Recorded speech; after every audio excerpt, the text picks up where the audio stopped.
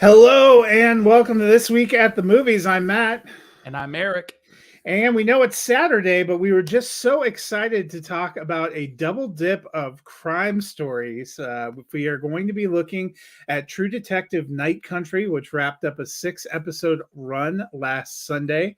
Very excited to be able to discuss that, a little bit something different. But before that, we are kicking off with Drive Away Dolls. And this movie was originally supposed to come out in the fall of 23, got pushed until February here. We know what a Coen Brothers movie is like, but what is a Coen brother movie like? And that's the question we got to answer here. We've seen Joel Coen do his own thing. He made Hamlet for Apple TV Plus a couple of years ago. Beautiful black and white. Denzel Washington was an award season player. Now his brother Ethan, doing kind of his own solo project, did it with his wife Trisha Cook. They wrote the screenplay. They came up with the story. He served as the director. And you have some of the elements that you typically expect to see in a Coen Brothers kind of movie that we've come to see. You have, a pretty marquee cast. You have what looks like it's going to be a crime story gone wrong, some quirky characters, some quirky dialogue. But this is not like any Coen Brothers movie you've seen, and that's not a good thing for me. I'm just going to start off by saying I'm squarely giving this 1 thumbs down. I didn't think it was horrific. I will say it is nothing like the trailer. The trailer kind of gives you this idea that it's this kind of quirky crime story, and I'm not saying there aren't elements of that in there, but has a very distinctly different focus. And if you watch the movie all the way through, the end title card pulls away and reveals a alternate title that I'm pretty sure is what they probably pitched to be the title for this film and got denied. That would have given you a much different impression of what the movie was going to be like. And I'm thinking that all the marketing campaign, from the name of the film to the way they cut the trailers, was meant to give you a certain sense. We see a lot of Pedro Pascal and Matt Damon in the trailer, even though in a 120 in an hour and 24-minute movie, you don't see either of them very much. They were really kind of selling and building up. It did not go, it was not the story arc I was necessarily expecting. It wasn't the kind of crime caper I was necessarily expecting. I didn't hate it. I really enjoy Margaret Qualley and Geraldine Viswanathan, who are the primary actors. I like them as performers, and there were some of the back and forth dialogue sequences that I thought were pretty amusing. But there was also a lot of weird, crazy editing. There's some psychedelic intercuts that don't make a lot of sense for a long time and only loosely make sense toward the end. It was a way for them to jack Miley Cyrus into the movie. But Eric, did this work better for you? No. No. I was alone in the theater in the middle of watching a movie that decided to suddenly flicker out and go into a 70s, I don't know what the word for it is, that soft-edged square to show me 60s, 70s. It definitely was 60s or 70s. It was the hippie kind of free love time period that they were going for, I guess. Miley Cyrus suddenly comes at me and says, do you want to get loaded or something like that? And then all of a sudden I blink and I'm back to watching a road movie with two criminals trying to hunt down these girls. And I'm only 95% sure there's a little seed of doubt that it even actually happened. This is set in 1999. So this could be worse. You were alone in the theater. I was there, and then one row up and a slightly over was a couple on a date. And I'm like, well, actually, fun fact, pretty much exactly the moment when the one girl wakes up to the girl next to her using the thing that's in the case on herself, a couple walked into the movie. No, you know that this is bizarrely late into the movie for someone to walk in. I didn't understand it at all. But the preceding sequence of events with only like tangentially related B-roll footage of a dog chase while they're strapped in underground and people are shooting people and then they're getting together and there's like high raunchy sex going all over the place. They walked out 10-15 minutes later. And I don't know what happened to that couple. I don't know if they thought like maybe we came in just at the beginning of a movie we were supposed to see. There's no way this feels like it's way late into the movie and they must have been in the wrong theater. But how funny it was with just the psychedelic things with no context. I cannot imagine their experience of sitting in the theater thinking like, huh. Or even shortly before that would have been one of the weird like dream sequences where she's jumping on the trampoline, seeing the lady swimming in the pool. She was drilling through the fence. This little girl looking through the thing. Which I know when I go swimming, the only thing I bring with me is my boots. Is that supposed to be like a memory of her when she's young? Yeah, I think it's supposed to be like a formative memory or something, maybe that what first started. But what I was curious, so I can't remember if she said where she grew up. Did she grow up in Florida? Because she decidedly a lot of their differences between the two girls is the one you obviously never grew up in Texas, and she's like, no, or anywhere in the South. But somebody going to the pool in their backyard with boots and nothing else really doesn't feel like a northeastern sentiment. But then like her aunt was in Florida and they made a real choice with that aunt character at the end that went completely unexplained. I don't know. Here's what I'll say in the movie's favor. Even though I don't necessarily like the accent and the whole character that's being put on from the actress who played Amelia in The Nice Guys. Yeah. I buy their relationship and I kind of would have liked to see that journey of like the one of them is very like sexually overt and free in the 90s. Used to those accent things though, that was a weird accent and real quirky characters, the two kind of bumbling criminals having these philosophical discussions on the road. Those are kind of quintessential Coen brothers things. But you and I talked about this briefly off air, but I don't remember a lot of big sex scenes and nudity in a lot of the Coen brothers films, and the way that they marketed this, you wouldn't necessarily have been expecting it because they don't make a great representation. Either they did a marketing campaign on purpose to hide some things, which is kind of how I feel after seeing that alternate title card. Or they just made a mistake in the marketing. I guess that's also possible, but they don't give you a great impression. This is really a love story. This reeks of we don't know how to sell this. Let's sell it as which might be why it got dumped out. It was originally supposed to go in September, I thought, or October, something like that. And I thought, they must be going, into awards season. The trailers really build it up. I thought, hey, you know what? I'm seeing something that is similar. They put all over. They really highlight Ethan Coen's participation in here. The way they cut the trailer, they try to draw allusions to their work. So on the one hand, you could say, as an audience member, if you went in expecting a Coen brothers film, that that's not these guys together, and that's on you. But I feel like the whole marketing, from the way, I'm going to say, even the way they do the posters and stuff, trying to kind of elicit. There's actually a different poster that I like that's got like a drive-in kind of feel.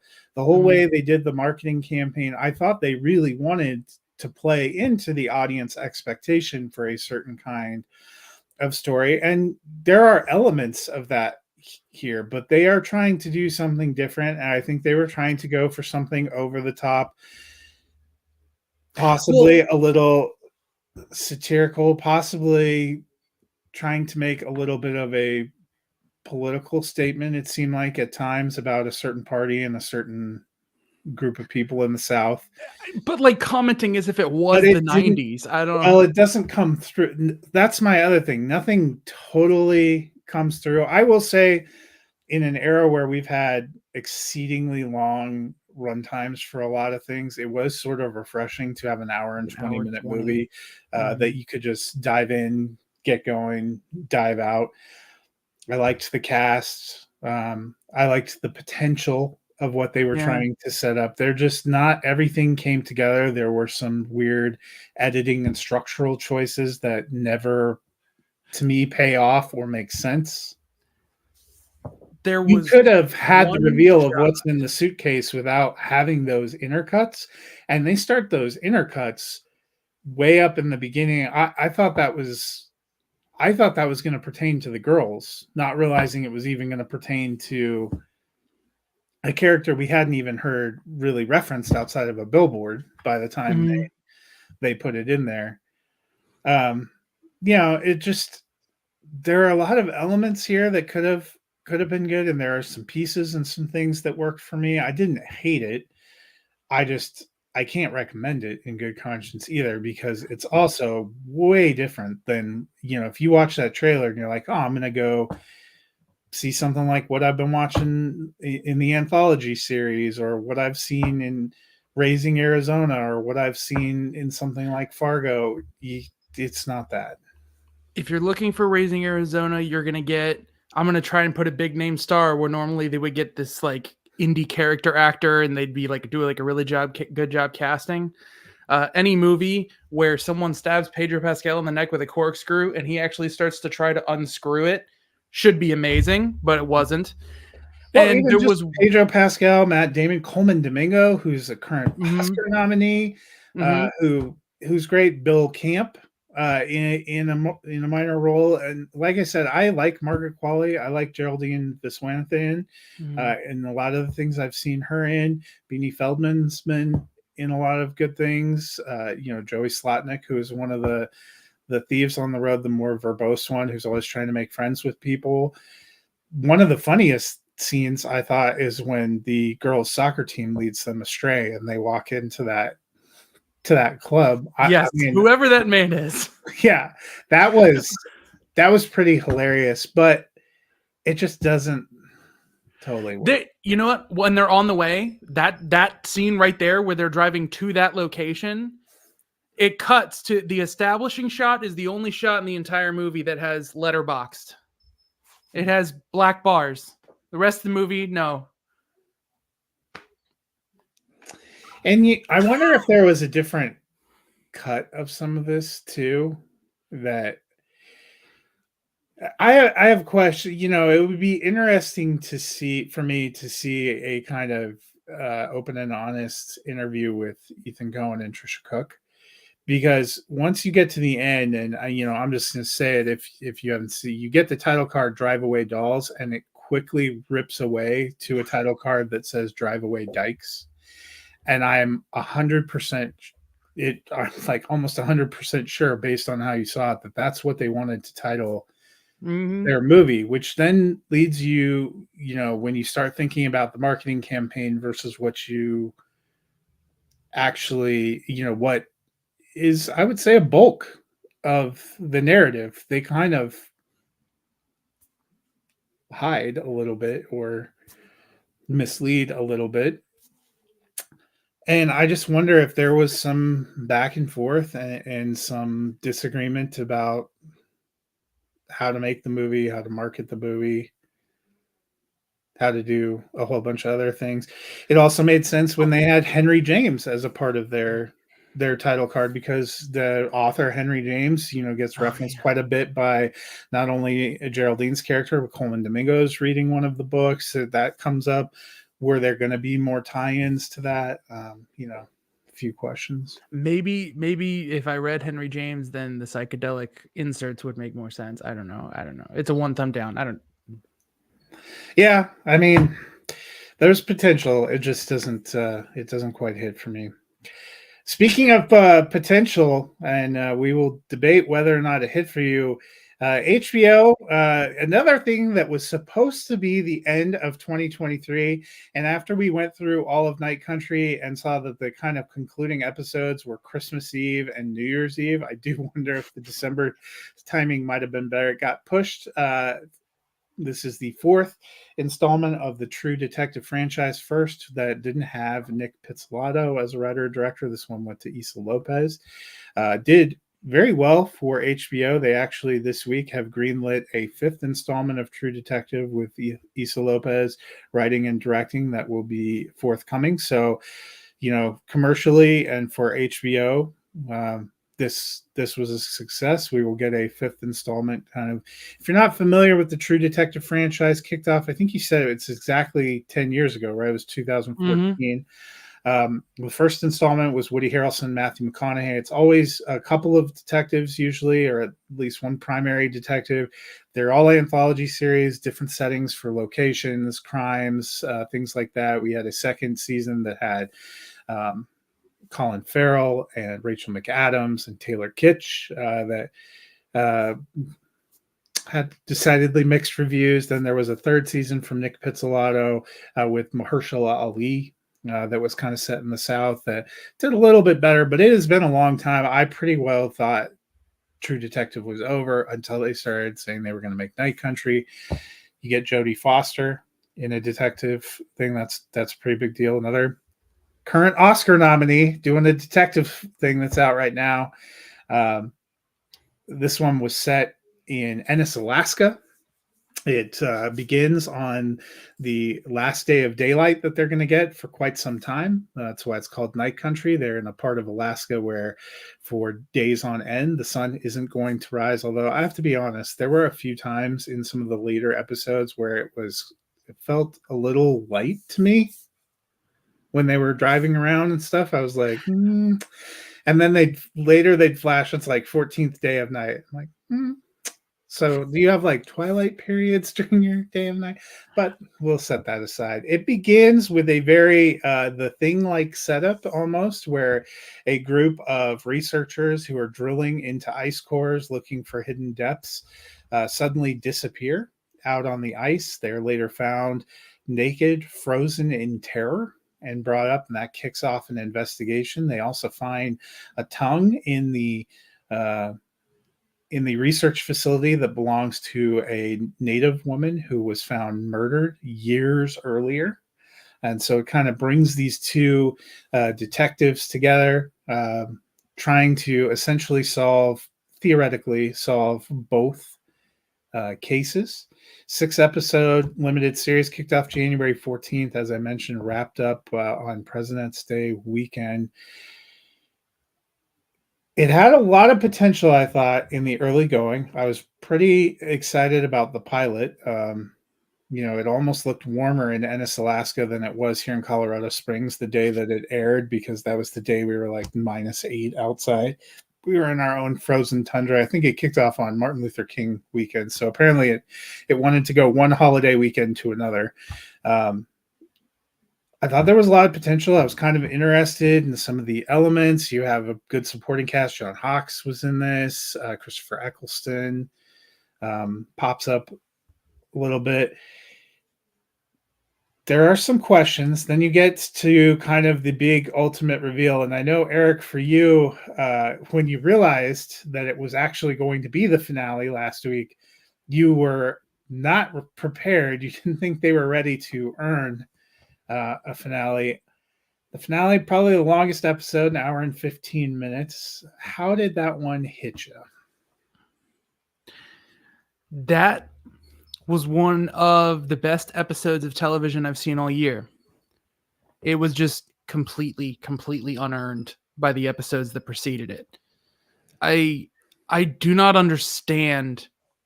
I have complete faith, and I'm excited to hear that Issa Lopez is going to make a season 5, because every episode with her name as the director or credited, there are issues that I have with the characters and whatnot, but those can be chalked up to personal preference, not bizarre, foundational, why are we focused on this instead of this type choices. I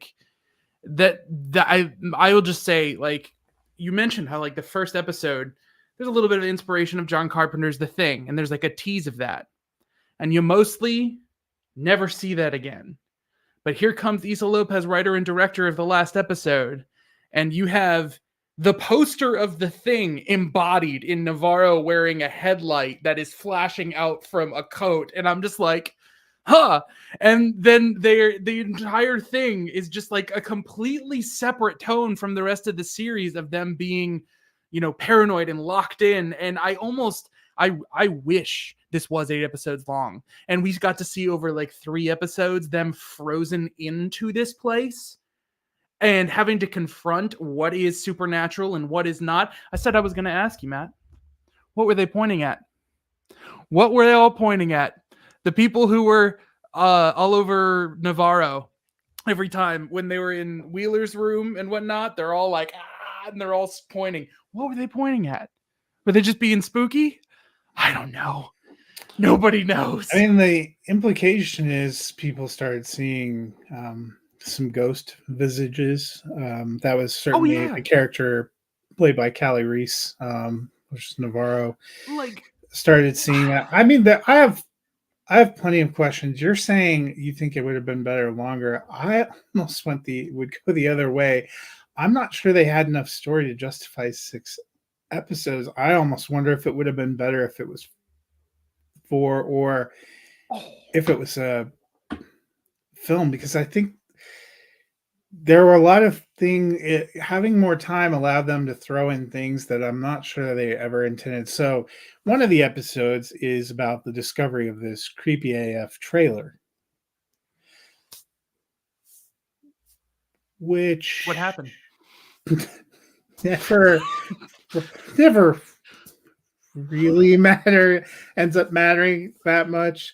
I don't know what the guy, the drug fueled guy that they find, other than maybe telling him where they could dig in the ice. Although I feel like if they pulled out a map, they probably could have determined that themselves. There are a lot of personal sort of issues, with Pryor and his wife and family, and Pryor and his father, and the chief and her stepdaughter, adopted daughter, whatever, that they don't really flesh a lot of those things out. And so I'm going to be perfectly honest. I told you, like, after I initially watched it, I didn't watch it on Sunday night. I watched first thing Monday morning. I was like, that worked for me. That was about what I expected. I have subsequently thought about it a little bit and listened to some discussions where people started bringing up things, and I was like, right. I'm still going to say tell me some things. I don't know. Like about the trailer, so John Hawk's character, you spend like the first 3 episodes knowing that he's like ordering a mail order bride, possibly getting catfish.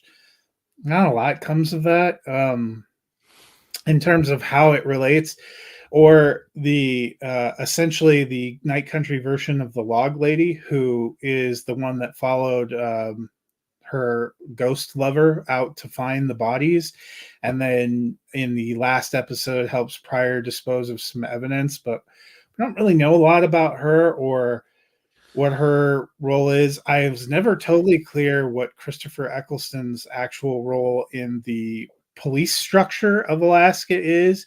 We know he's potentially running for like mayor or governor or something.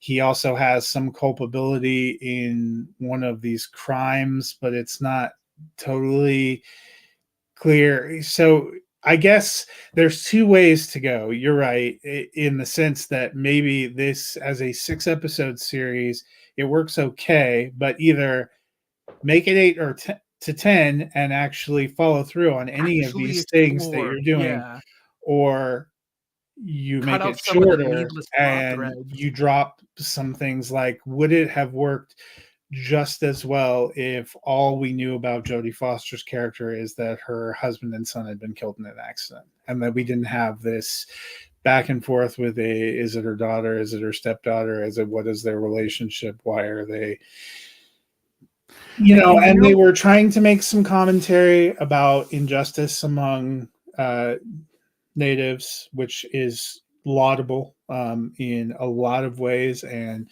um, the way that they explore the crimes, ultimately you could say that the inciting crime for True Detective Night Country is these guys at a research station that go away. But for most of the episode, including most of the finale, we don't care that much about what happened to them. And ultimately, we don't really care about getting justice for them.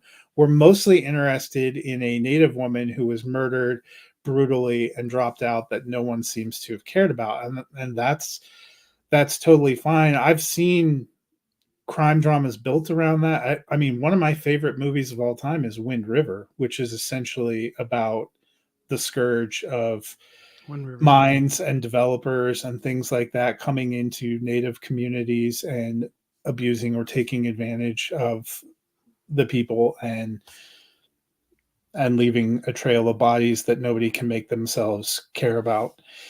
And that one's haunting. That one's a great Like 2 hour detective one with Elizabeth Olsen and Jeremy Renner. Has one of the most haunting shootout sequences I think I've ever seen, like when she gets blown off the porch. You can do a really good, so and part of me wonders too. So I will say the one thing that worked the least for me about Night Country were all the nods, tips of the cap, or ways that they tried to retcon True Detective, the first True Detective, into trying to make these connections. And that could be because the genesis of this project was apparently Lisa Lopez had an idea for this detective story, and she brought it to HBO, and it was not I want to make a continuation of True Detective. HBO saw it and thought, we have this anthology franchise and this would be a perfect. And so it was reworked to fit into that. I listened to a further interview with her where she talked about Jodie Foster's character and the way that it was originally set up. And Jodie Foster had some thoughts about that isn't the right direction and kind of helped mold and shape that. So it sounds like this was a project that kind of was molded and shaped to fit in a lot of boxes. And maybe it needed to be a feature film, or it needed to be, most True Detective seasons, I think all the previous ones were 8, so maybe it did need more. I will say, I'm giving this a mild thumbs up. I think if you're a fan of the genre, this does well enough. And it is, we have seen a lot of these ones get to the precipice of the end and kind of whiff on giving you any answers to anything. And I'm not going to say this one answered everything, but it at least tied some things up to where you got some kind of satisfying resolution. And I'm a fan of I'll say I'm a fan of the True Detective franchise. I have watched all of them. I think they've all started with promise and fallen off. And I'm going to say even the original first season, the peak of the first season is episode 4, when you're in the middle of the mystery and they have that shootout. And by the time you get to the end, it sort of peters out hard. And I'm not even sure it provides you satisfying resolution to the original case. I still enjoyed the process, but I wouldn't, there are a lot of criticisms that could be leveled against previous seasons of True Detective as well, which is why I find it a little frustrating and ironic that Nick Pizzolatto seems to be taking to social media and talking about how unsatisfying this was. And like, if anyone understands an unsatisfying mystery, it should be you, friend. But that we are in kind of this crime genre thing is huge right now. I'm in the middle of another series called Death and Other Details that I thought had a fascinating pilot that I go back and forth with our friend Ricky about every week, because I feel like it's about to drive into a ditch. He thinks it's gotten to be garbage. I'm not going to go that far yet, but A Murder at the End of the World came out right at the end of the year. That one had a lot of really cool setups and stuff, and I thought the ultimate who did it and motive and everything for the murder mystery left me feeling like that was 7 hours of my life I might never get back. So, I mean, we've had a lot kind of mixed bags, and I will agree with you that probably wasn't earned, but it was I good enough for me, I guess. I thought that the idea of that episode as a story that unfolds in and of itself was excellent. I thought like the way they play at the tension of it beats where Jodie Foster is at like her peak of riding the line between trying to be this calloused detective and being like a human. And it's some of the best work. Like her that in episode 5, I think are her best work in the show.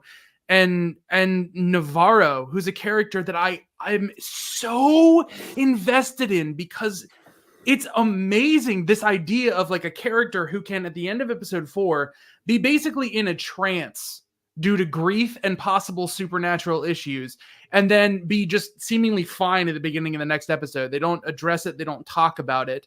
Then And they kind of have a weird ending for her in the finale too. that's where I'm depending going. on- Is they have this buildup of like grief and loss and her like ties to the native culture in that area, and there's so much of that area that could be explored about the exploitation of the people that live there and whatnot is so tied to this character Navarro, and then we spend all of our time following Jodie Foster's daughter, and then we don't end up really knowing everything about either character.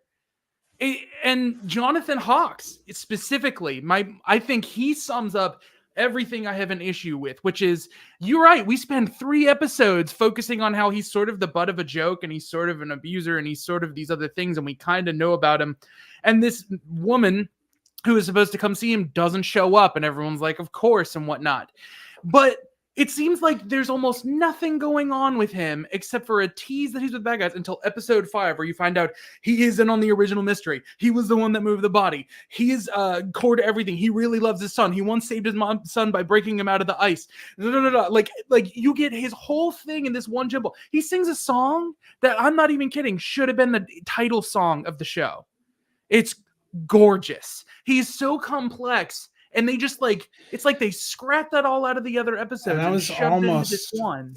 That would probably be my biggest criticism for wrapping things up in the finale too. I don't think we got really great closure for Pryor. No. Yeah. Absolutely. And so Jonathan kind of Hawks hung out to dry. Well, and I almost thought that mail order bride thing was going to come back into play at the end when he disappears. They missed a golden opportunity to just say, like, he could have. She shows up. Oh no! Like he went to go be with her or something. That would have been. You could have tied.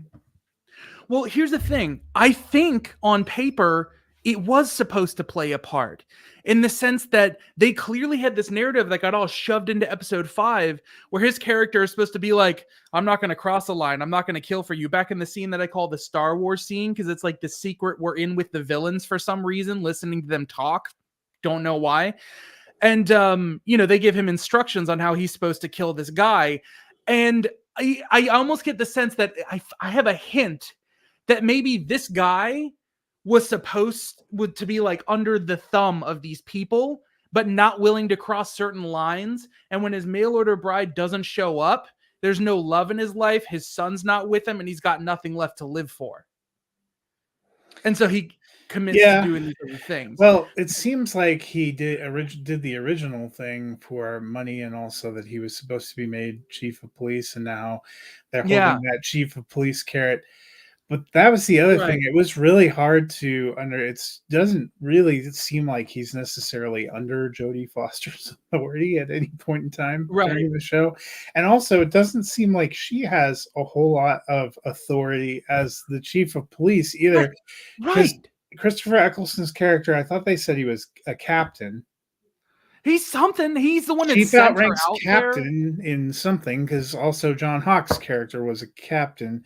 But it's I guess maybe I don't know enough about Alaska police structure, but I had some questions that they're not huge questions, but definitely were questions. And he never even appears in the finale, and we have to know that he is culpable in some way, or would have been involved in some way, or and again, I love that idea of like a haunting realization that this case is so much bigger than you can control, and the solution they come up with in the end for how they deal with the killer and the killers and all of that sort of like, you've stepped into dangerous territory, you have to make a moral decision about what you're going to do, and you have to either walk away or you're going to die. Like the weight and the stakes of it made a lot of sense, but it's just, we spent so little time with the workers from that research facility in order to get that ending.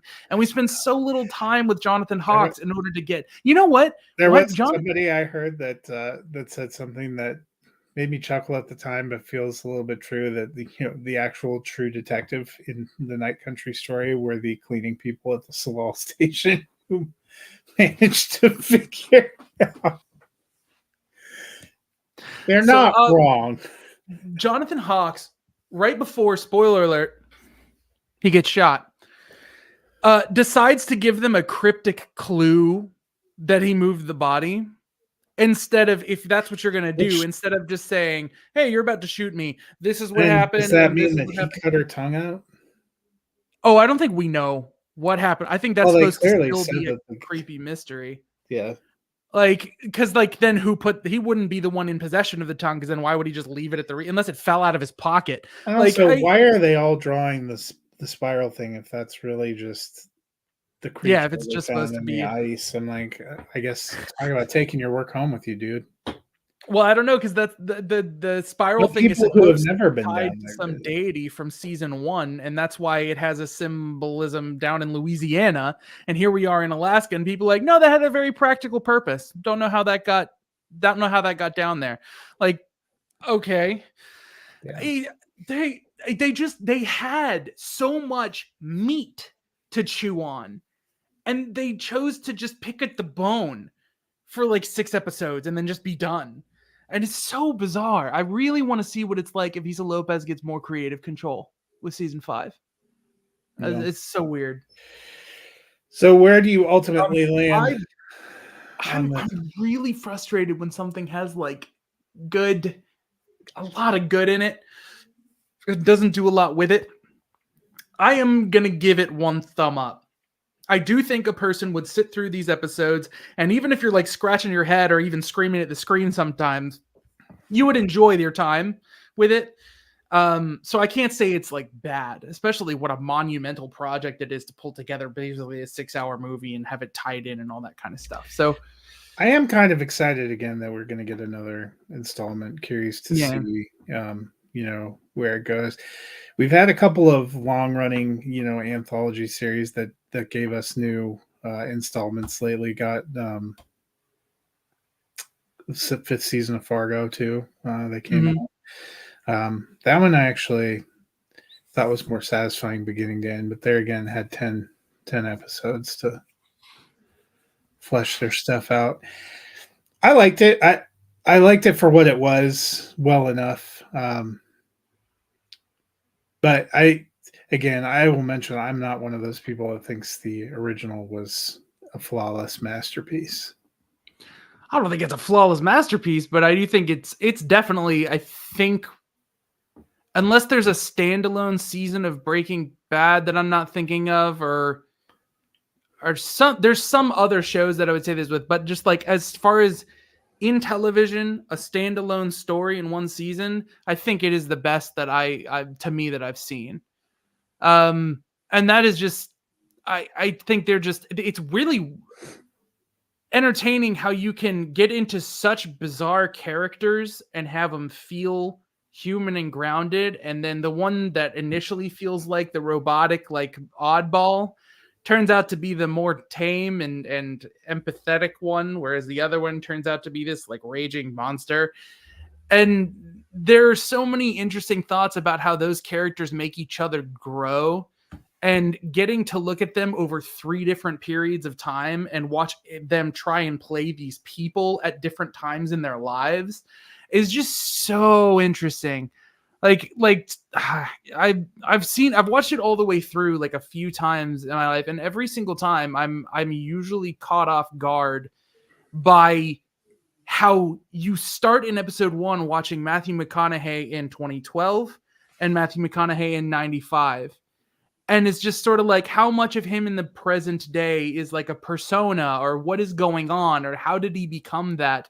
And then just kind of watching how he sort of honestly just fell off a little bit, and how like time is worn on him and all this stuff. Well, Like time the is way, that circle. So yeah, but like it's one that he's, I guess, run over by, because I don't know, it feels so right. I don't know have you how ever they. watched the anthology series Fargo? I have seen episode 1 and I loved it so much that I said my wife and I should watch it together. So we're waiting. So I would say for me, that would be more of the gold standard of a crime anthology. Season Cool. 1 is great. Season 2 is better. Season 3 is good. Season 4 is mid. Season 5 is better.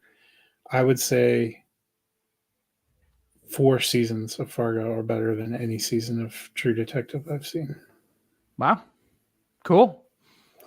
Yeah. So I mean, it's just That's exciting. these I crime really, really, really like that first episode of Fargo. Like I don't. and that one's really good, but season 2 is probably the best of their seasons, which is saying something because that's that I'm pretty sure that's Ted Danson, Allison Tolman, Colin Hanks. Oh man, the cast of that show confuses me. I don't know how they keep.